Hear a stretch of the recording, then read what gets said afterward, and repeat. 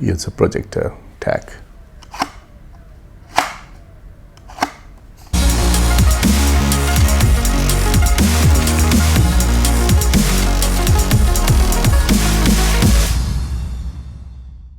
Hello and नमस्ते OlizStoreको YouTube च्यानलमा हजुरहरूलाई स्वागत छ। म लोकेश सधैँ चाहिँ नयाँ प्रोडक्ट लिएर आएको छु। यसपालिको भागमा परेको छ एङ्करको नेबुला मार्स 2।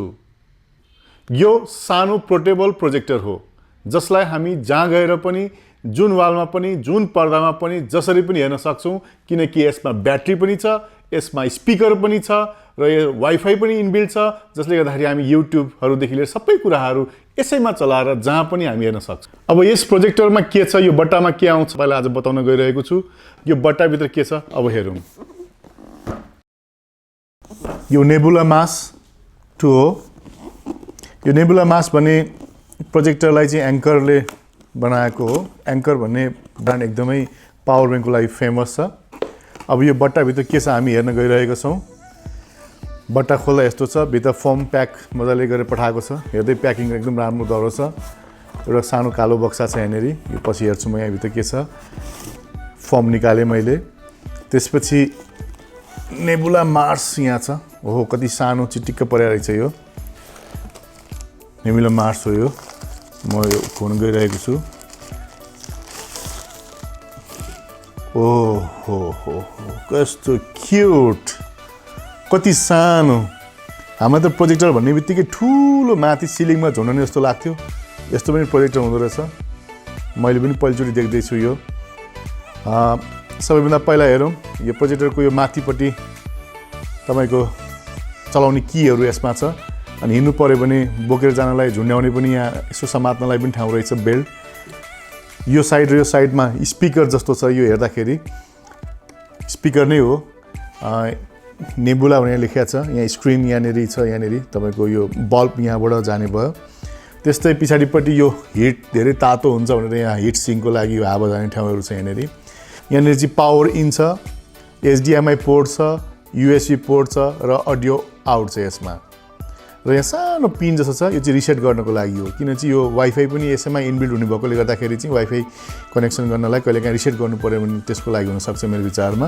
र यहाँ इन्फ्रारेड छ। यो इन्फ्रारेड यो रिमोटको लागि हो। हामीले रिमोटबाट पनि यसलाई चलाउन सक्छौँ।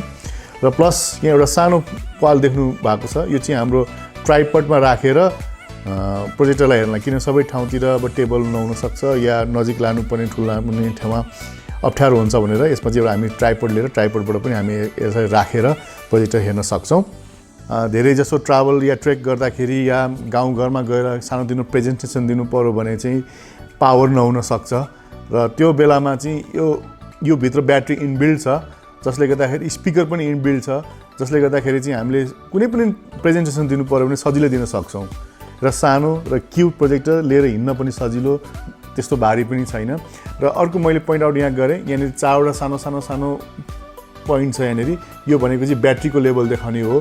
1 भनेको 25% छ भने, दोस्रोमा गयो भने देखायो भने 50%, यो 75%, यो 100% फुल ब्याट्री छ भने यो पुरै 4वटा बत्ती बलेको हुन्छ। अब यो रह्यो प्रोजेक्टर। यो प्रोजेक्टरसँग के आउँछ यो बक्साभित्र हेरौँ अब हामी।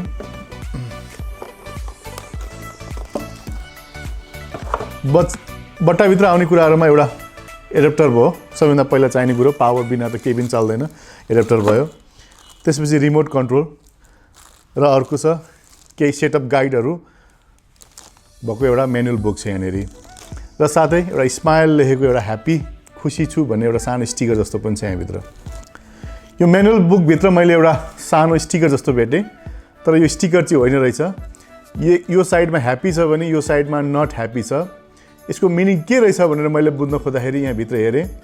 यदि तपाईँ खुसी हुनुहुन्छ भने तपाईँलाई यो प्रोजेक्टर कस्तो लाग्यो र तपाईँको एक्सपिरियन्स सेयर गरिदिनु होला भनेर एक ठाउँमा ह्याप्पी हुँदाखेरि लेखाएको छ भने, नट ह्याप्पी हुँदाखेरि चाहिँ के लेखाएको छ भने तपाईँलाई के प्रब्लम भयो भनेर चाहिँ हाम्रो सर्भिस सेन्टरको नम्बरहरू यो छ, यसमा कल गर्नु होला। र केही बुझ्नु भएको छैन या थाहा पाउनु भएको छैन भने हामी बताउँछौँ भनेर यहाँ लेखा रहेछ।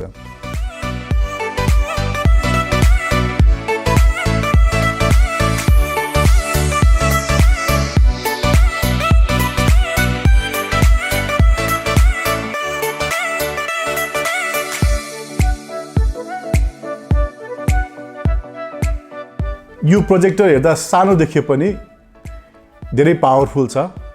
यो 300 NSI 1500 लुमेन्सको प्रोजेक्टर हो यो, जसको मतलब एकदम हाई क्लियर र पावरफुल हुन्छ भन्न खोजेँ मैले।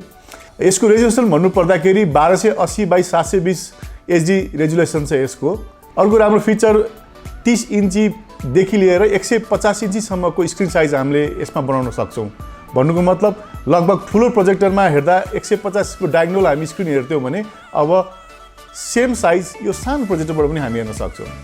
यसमा एन्ड्रोइड 7.1 अपरेटिङ सिस्टम इनबिल्ड हुन्छ यसमा र 12500 mAh को ब्याट्री इनबिल्ड छ। सँगसँगै दुईटा स्पिकर बोथ साइड JBL को स्पिकर यसमा राखिएको छ, जसले गर्दाखेरि साउन्ड पनि राम्रो आउँछ। ब्याकअप पनि लगभग 12500 भएपछि लगभग 4 घण्टा तपाईँले कन्टिन्यू मुभी या टिभी जे पनि हेर्न सक्नुहुन्छ। यसमा कनेक्टिभिटीको कुरा गर्दाखेरि HDMI, ब्लुटुथ, वाइफाई, ऑक्स र वायरलेसली कास्ट गर्न पनि सकिन्छ। हामीलाई चाहिने सबै कुराहरू यसमा इनबिल्ड नै छ, जसले गर्दाखेरि जे पनि हामी कनेक्ट गरेर यसमा हेर्न सक्छौँ। त्यस्तै यसको फोकस 1 सेकेन्डमा छ।